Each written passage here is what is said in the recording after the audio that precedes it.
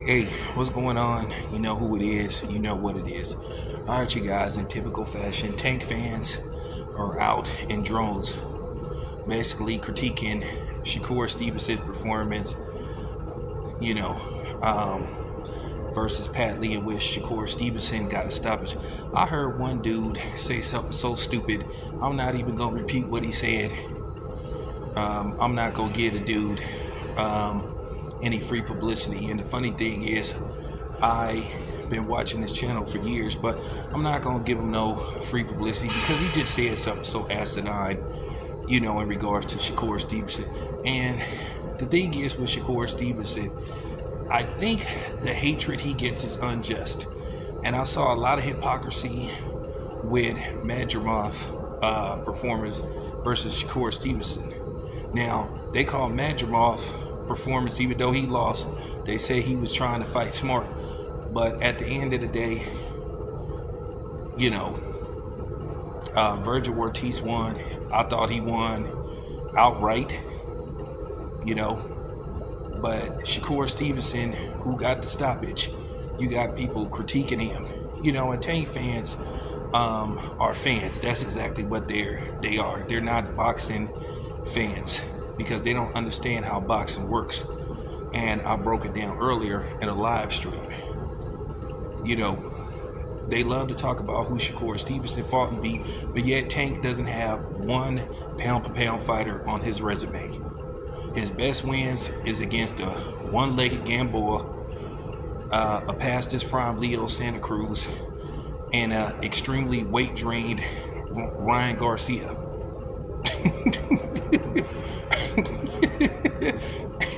And then possibly the same thing with Mario Barrios, who I think stayed at 140 far too long. But nevertheless, they'll make it look like Tank has beat world beaters. But yet, they'll say that Shakur Stevenson doesn't deserve a fight with Tank, but Lamont Roach does. Lamont Roach, who already has a loss. Shakur Stevenson, who's a legitimate pound-for-pound fighter. At least with Arthur Beterbiev and Bivol, you had two pound-for-pound fighters going at it,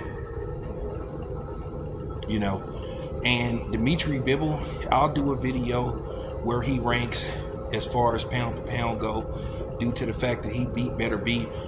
He should be at least top 5, at least. And I don't think Arthur Beterbiev should slide all the way down the totem pole because he lost, because at the end of the day he lost to another legitimate pound-for-pound fighter. But nevertheless, Tank fans, it's just hard to have a conversation with them because they're fans.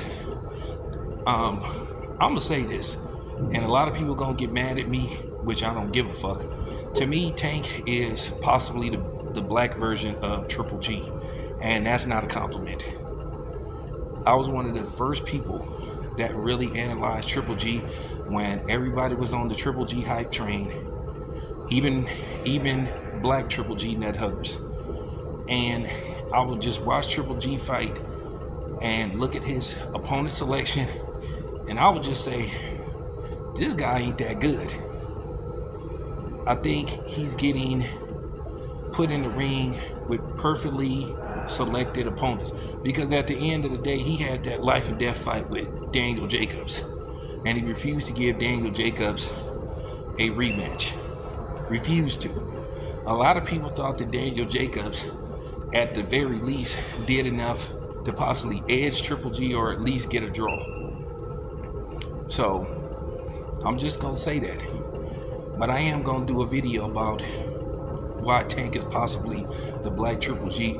And I know the Tank fans is gonna get mad and crash out, because the thing is, when you critique Tank, his fans, they get real hurt, they get real emotional, which I like.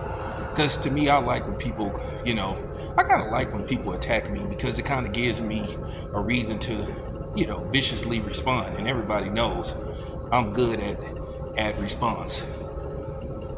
There ain't too many people that messes with me on the tube.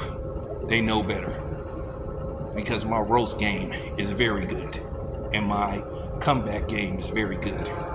But nevertheless, I just got to put that out there.